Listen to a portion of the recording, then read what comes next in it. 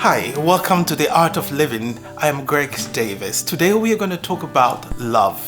Yes, love. I love love. Don't you love love? Now, before I take you straight into talking about love, listen, I want to share something with you. I want you to visit the greggclaydavis.org and all other our social media platforms. You'll find a lot of wonderful things. I want to tell you a bit about myself. I have been a university chaplain for many years. I am a professional counselor and psychotherapist. I deal with mental health, emotional well-being, and we deal with all issues that surround mental health and well-being. I also have specialized a lot, and I have many years of experience in relationship, marriage, and all of that. So this is just the right place to come to. Anything about your well-being, anything about relationship, anything about your personal finances, your health, and all of that, this is a platform to visit. Now let's go back to love. Don't you just love love? I do, because imagine a world without love. Imagine a home without love. Now, can I even surprise you? Imagine a workplace without love, when everybody is at each other's throat. Imagine school without love. We are human beings created to desire love. And that's why you can hear many things said about love. Music have been written and sang. Music have been composed and sang about love. Poetry written about love. Books, tons of books are written about love. Movies are about love. Just imagine paintings. Many things about love. In fact, I can tell you that because we are human beings that yearn and desire so much for love, many of us have fallen in love with the wrong things. Can I give you one example? Your mobile phone. Many of us are so attached to it. Many of us are attached to substances, drugs, alcohol. Many of us are attached to soap operas, Mexican soap operas, all kinds of things. Many of us say, I love this music. I love this food. We desire love. That's how we're created to desire for love. What is love? Of course, the Christian will talk about the eros, which is love between a man and woman or two different people, or the filial, the brotherly love. When you talk about the agape love, that's the love of God. Now I want to talk a little bit about the love between people who are in a relationship. I'm not going to go into all the technicalities. I'm going to take the word love, L-O-V-E, love. And I'm going to take the first letter in this particular episode, and please make sure you watch the subsequent episode as well. I'm going to talk about love, and I'm going to talk about what exactly love is, and I'm going to break it down into smaller practical pieces so you can benefit from it.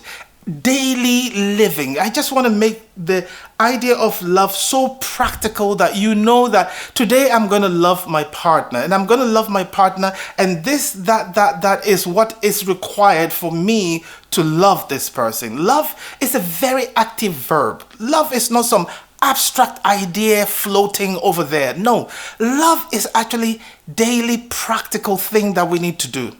So the first letter of love is L. To really love your partner, to really love your spouse, to really love your children, to really love your parent, to really love your brother or your sibling, you must pay attention to love. The first letter, listening. You see, listening is the most important thing in every relationship.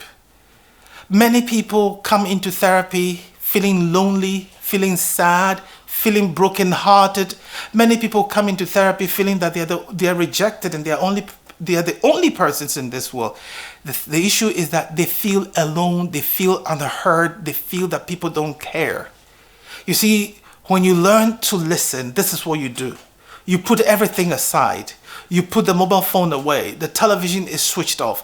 Now, there are different stages of listening, but I'm talking about the listening between two people who are intimate. And when you are actually want to show somebody that you love the person, you maintain an eye contact. You look directly into their eyes. You listen to the tone of voice that they are using. Is this person feeling sad? Is the tone a happy one? Now, let me tell you what, listening is different from hearing. For example, if you pause for a second, just pause for a second, you can hear noise around you, but you're not paying attention to that noise. You're not listening to that noise. So when it comes to active listening, this is what you do. When it comes to active listening, you ask yourself questions. What is my partner saying? What is the message that is being sent over to me? What is the mood of the message that I'm getting? And also, in order for your partner to understand, to know that you're hearing, you're listening actively, what you do again is that you give feedback. So we do things like you paraphrase what they're saying.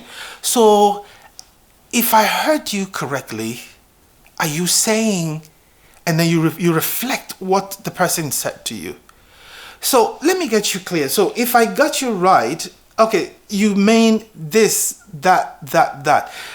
Your partner who is communicating with you said, no, that's not exactly what I mean. And then they will turn it back to you and tell you exactly what it means. You see, sometimes you also ask question like, are you saying, or you use some exclamations like, really? Wow. You don't mean that. Come on, don't say. Stop it. Are you really serious that you mean this actually happened to you? And why are you saying this and maintaining eye contact? Let me tell you what. You plug into the life of the person who is talking to you. Because listen, we are distracted by many things around us. Television, noise, social media, WhatsApp, and all of that. We don't hear each other any longer.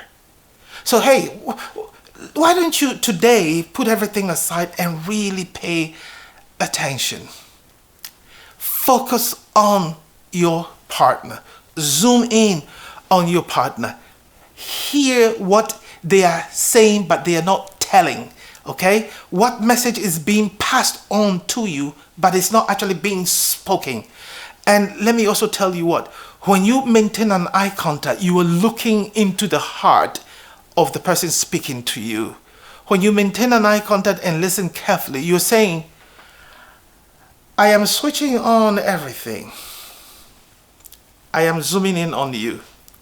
Let me give you an example. Behind me, you see some candle burning, can't you? But the camera is zoomed in on me. So even though you may have seen that behind me, you are focused on me as well because you are paying attention to what I am telling you. So it's the same thing when it comes to communication. You say, there's a lot of things around me. I am zooming in on you because you are the most important thing in my life. You're the most important person in my life. My phone can be switched off. The television can be off. The laptop can be closed. For now, baby, you are all that matters to me. I want to know what you're going through. I want to know what you're feeling. I want to know how you're feeling. Yes, I may not be able to solve the problem, but at least I want to be an ear to listen to you. You see, there is power in being listened to. That's why we have talk therapy. When it comes to counseling and therapy, we don't inject or we don't give you any substance to eat, but we use these techniques that helps. And let me also add quickly, when you're paying attention and actually plugged into your partner and listening to exactly what your partner is saying, there is one thing you don't have to forget. In counseling, there's something we call the unconditional positive regard. Making sure that you are not judging your partner, you are not judging your friend. Just listen and be empathic. And what does it mean to be empathic? It means putting yourself in the shoe of your partner, feeling their sorrow when they are feeling sorrowful, feeling their happiness when they are feeling happy, being down there with them when they feel that they are down there, and also reflecting how you feel back to them so they know that you are on the same journey with them. That is empathy. Empathy is different from sympathy. Sympathy simply means, oh, I am feeling sorry for you. But empathy simply means that I am in your shoes. I am in the emotional journey with you. I am present. I am here, both mentally, emotionally, and physically. My ears are all for you. My eyes are all for you. My mouth is all for you, because I will ask you questions for clarity. Imagine relationship where every day you have that special time, even if it's just 20 minutes, just the two of you. It could be when you have finished doing everything before you go to bed.